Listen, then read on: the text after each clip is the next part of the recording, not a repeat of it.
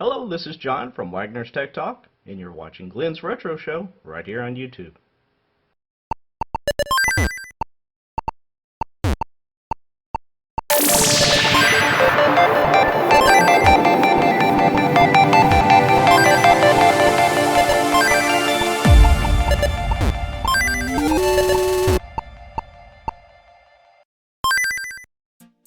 Hi everybody, thank you for joining me on today's edition of Glenn's Retro Show. Today we're going to talk about something a little bit different. Today we're actually going to talk about 3D printers. Now why do I want to talk about a 3D printer on mostly a retro gaming channel? Well, basically because you can use that 3D printer to potentially do some repairs or modifications or even make complete gaming systems for yourself. Now when 3D printers first came out, they were they were pretty expensive. You know, $400 or $500 is pretty expensive.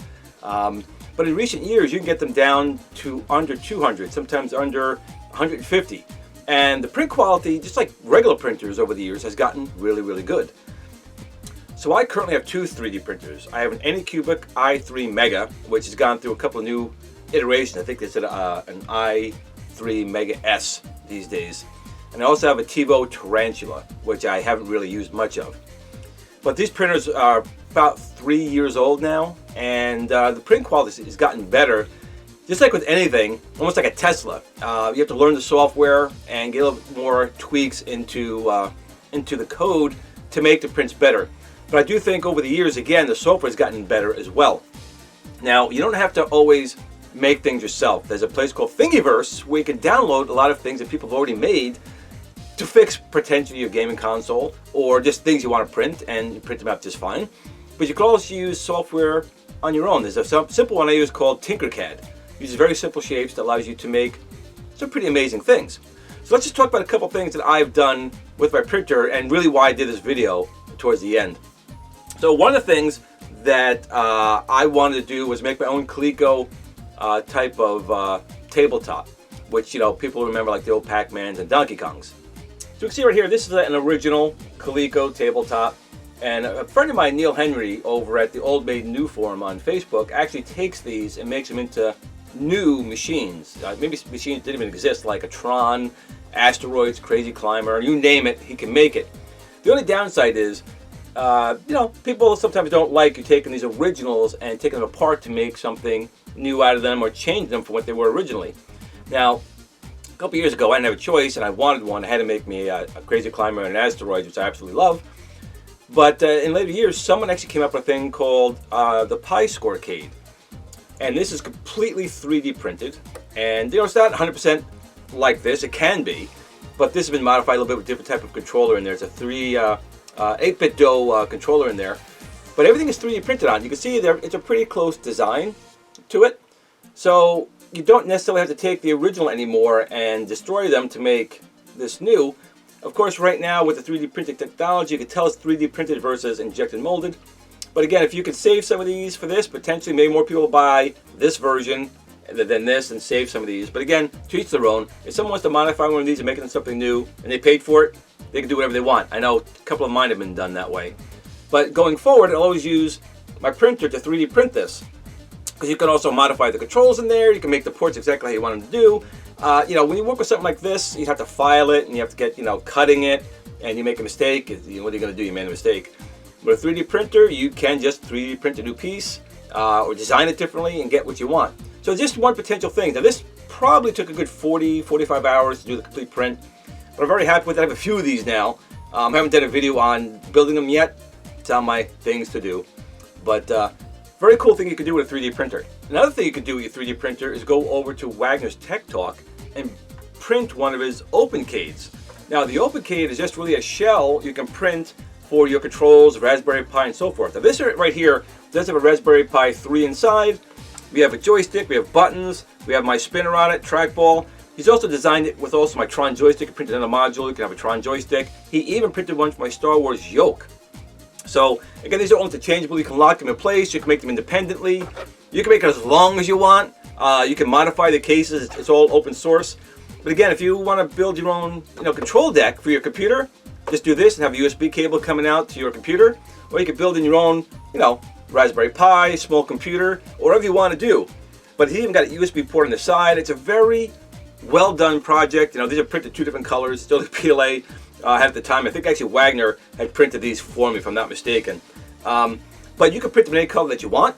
You can pretty much use any controller you want on it. It's just a really good thing. Again, now each one of these I think took about, with the infill in here, I think they took something like, 13, 14 hours, to print the whole thing. So it does take time to do, but it's also really neat watching the printer do its thing, going from absolutely nothing and creating something like this. So again, just something else you could do if you wanted to make your own controls. Another thing is just making something that didn't exist before. Now, I have a Coleco Atom. I actually have a couple of Coleco Atoms, so it was a little bit crazy because it's a really big machine, but I always loved the Atom. But the one downside was you always had to have the printer attached, and it's a pretty big, loud device that potentially could ruin your tapes. There's a large EMP, electronic magnetic pulse, believe it or not, that comes from that printer turning it on, that a lot of times if you put the game packs, the cassettes too close to it, or the disk drive, it would blind you. So if the Terminator ever comes one day, or AI comes to invade and murder you, just make sure you have a Coleco Atom, put in that printer, and it'll wipe out its computer chips. But the bad thing again was that printer, it's too big.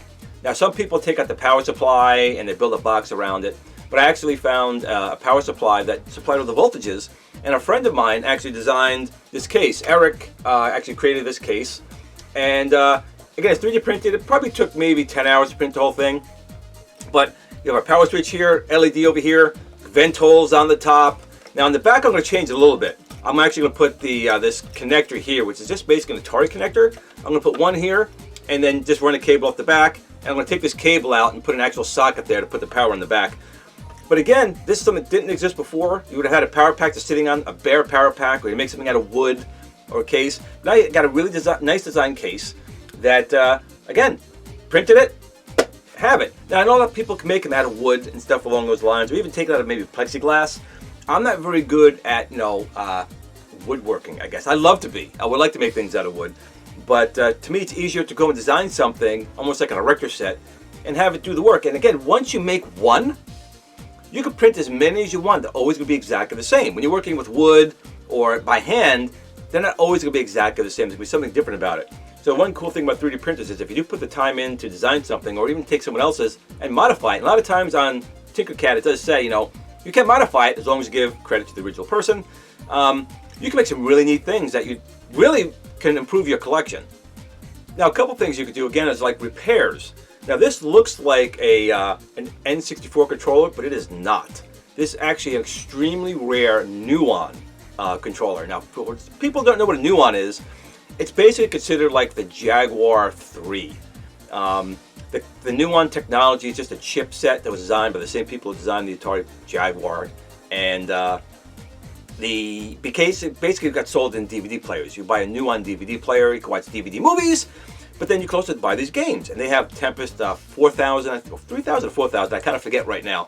Iron Soldier 3 is on there. There's not a lot of games, but the games on it are pretty neat, and it didn't last very long in the industry. So these controllers can fetch alone $200 or $300. Now, I had gotten a few of these, and I've been trying to fix them. Now, this one was fine, but it didn't have the little thumb controller, the thumbstick. So I basically 3D printed, went on Thingiverse, found a N64 thumbstick, just had to modify it a little bit, and now I have a controller that actually has a thumbstick on it. So again, this was a controller that would have had to take a real N64 controller, rip off that part, try and put it on here, versus a printed one, and it feels great, and it works. So as we all know, the classic minis have become all the rage. You have the Nintendo Classic, you have the Sega Genesis Classic, you got the TurboGrafx 16 Classic, the not so good PlayStation Classic, but they still made it. But a friend of mine, 8-Bit Flashback, has gone one step further. He makes all these really small classics that he makes with his 3D printer. Now, these are not done. These have been things that I've been sitting around a while. I get lazy at times. But here is basically, long before the NEC Classics came out, he designed this little small, it's got a Raspberry Pi 0 in here, 0W, but it's a little classic NEC PC Engine right here. And it's smaller, it's quite a bit smaller than the one that was eventually released. But it's kind of neat. I'll finish this one day, it's going to be painted, but it's really neat he did this. But he also made, again, a TurboGrafx 16 one, and here it is right here. Again, this will fit a Raspberry Pi 0 in here. And you can see how small these are. They're very, very tiny compared to, well, there wasn't really well, there was a TurboGrafx 61. I take that back, but it was huge. It wasn't really almost like a full-size machine. They weren't really minis, but these are. So this is kind of neat. And what he also had done, he actually made his cartridge slots work. He used little NFC chips, and when you slide in an NFC chip in there to simulate one of the Hue cards, it would actually load that game from the Pi. So that's kind of neat that he did that. And I'll put some links down to his stuff down below. But again, things like this you can get on Thingiverse or design your own. But these are available to download and print. You can make your own little classics. And they do have a whole bunch of them up there, which I think is kind of neat. They can also go a little bit crazy. We know that I have in the past, but some things you can do with your 3D printer. You can go completely crazy and just build your own complete console, which I did right here for the ATGames Legends Connect board. And I basically had taken the Pi Score case and just pretty much widened it a little bit there. But then I designed all these different components for it. I designed dual stick controllers here for like Robotron and Crazy Climber. I made a 3D printed case here for a trackball for like Missile Command. I did another one here for Tempest with a spinner. I actually built a whole separate component here for a projector. That's right, so you can have actually a projector in here. And I think I only paid about $150 for the projector. I got a really good deal on it. And make your screen vertical or horizontal, which I did in here. Removable controllers. So you can really do, as you learn 3D printing, you can start really doing some really neat things with it. Another thing you could do is just some simple stuff with your 3D printer. And you can see right here, it's just basically a stand. It's just a little Atari stand. This is actually for a Atari Lynx, but not your regular type of Atari Lynx. It's actually a Raspberry Pi Atari Lynx. But you can see I just 3D printed a nice stand. Found this on Thingiverse. And now I got a nice stand here for my Atari Lynx. And of course, everything's in bags. I have a Sega Nomad in a bag. But you can see I have, again, a nice stand I printed for it over here. And of course, my Game Boy's in a bag. And we have my Game Boy stand over here. And I have my regular Atari Lynx here. And this actually one does have a replace screen. It's got a McWill screen in it, which is a beautiful screen. Again, a stand I built for it. And I'll actually take a bag off a little bit here. I have my Sega Game Gear, which also has a McWill screen. And just 3D printed a stand just to hold the thing up. So just little things like that. Make a 3D printer kind of worthwhile, because you can't really, I guess you could make these things out of wood, but someone like me can't. And other things you could do is just make, for your gaming controllers. Here is a 3D printed steering wheel for my spinner, my version 102 spinner. This was actually done by Wagner over at Wagner Tech Talk, this design. But again, it's just a neat thing that you would not have had before. Again, you probably could have made it out of wood or something along those lines, or metal if you could do something like that. But with these 3D printers, once you design it once, print as many as you like. Or you can even make them like here, made a smaller one. This one would go on my smaller spinner, the USB spinner. So we have here one for my version 1 and version 2 spinner, and then one here for the smaller spinner. Now here is the Adventure Vision that I had built, and I had a lot of help with this one with the wood, and also I had a friend of mine, Gary, who did a 3D printed part here for my control area. You can see right here, this is all 3D printed. The joystick top here is 3D printed on it. So again, things you probably could have made out of wood. I could not. It was originally not even in the plan to do that. I was just going to have the wood that my friend had made here for the machine. But I started, maybe I can have a nice control deck like the machine had and make it look more accurate. And, well, we 3D printed that. And that didn't take long at all. I think it took maybe an hour to print both parts there, maybe a little bit less. But again, just something that maybe you could have made out of wood. It would have been a lot more work for me, for sure. But again, it just added a little nice touch to my home-built NTEX Adventure Vision.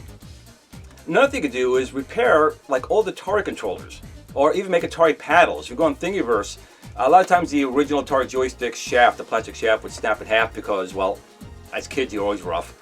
You could 3D print parts for that, or you can even make your complete Atari paddles from scratch. So those are other cool things you could do. But all these things I'm showing you right now is not really why I did this video.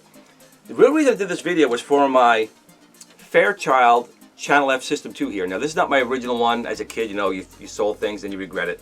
So I got this one off of eBay, and the machine actually was kind of a bit of a mess. It needed a lot of TLC. The video jack on the back was busted and the signal was bad. Well, it had a lot of issues, but the important part is it does work now. Now there are people who make these little buttons here. Some of these times these buttons down here are missing, and you can 3D print that. My problem is right here. This, you put your cartridge in here, and you would press this down to eject your cartridge. I'll get a closer shot of it here.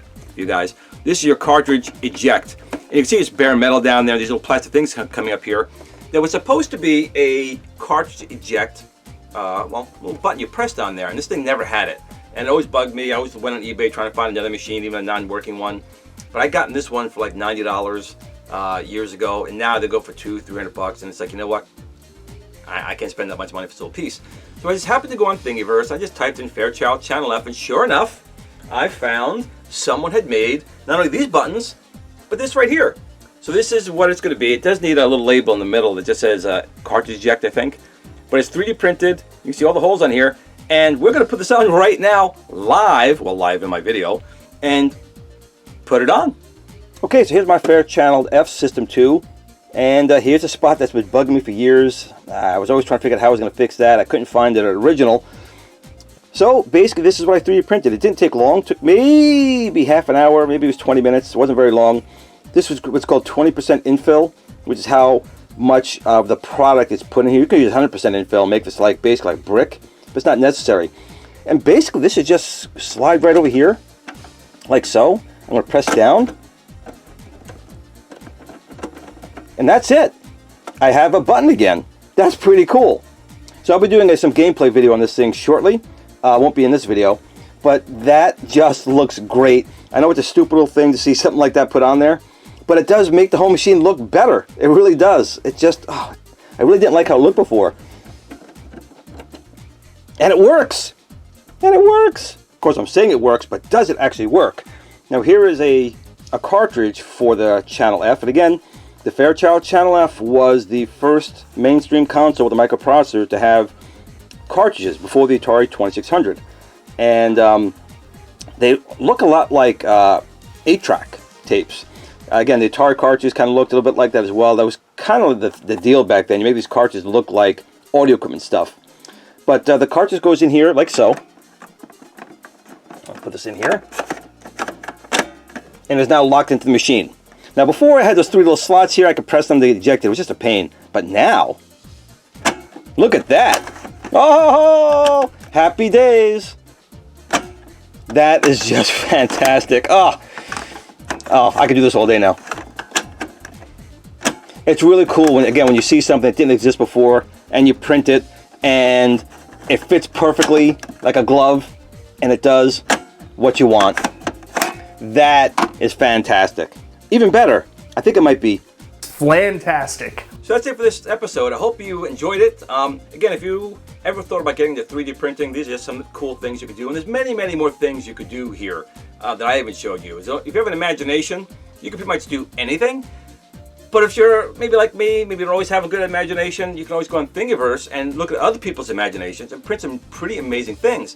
In fact, one of my most recent things is a 3D printed gear motor system for my Tron joystick to switch the gate between 4 and 8 ways. That's still in testing right now, but even prototyping things, it's a great tool to do things along those lines. So I do hope you enjoyed this episode. Maybe if you thought about going to 3D printing, get yourself an inexpensive one. Sometimes you can go to the library. I think they have 3D printers there or your school.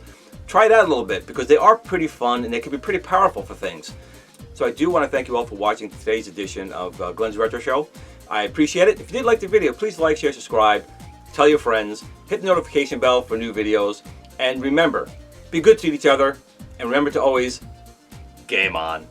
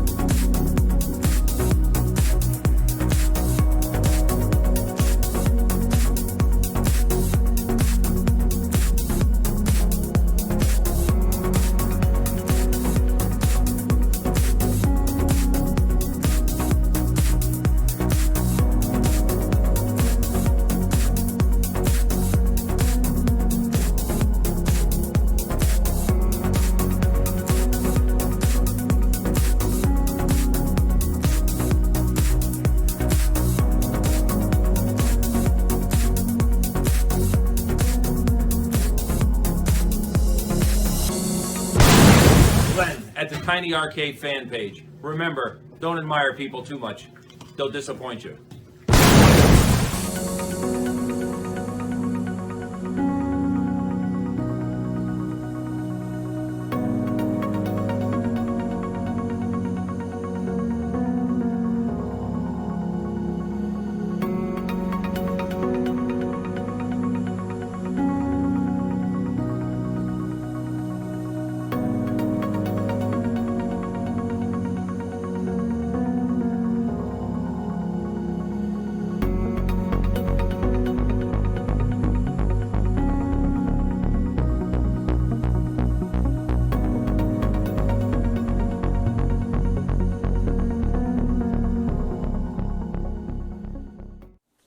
Sit, Blue Blue, sit. Good dog.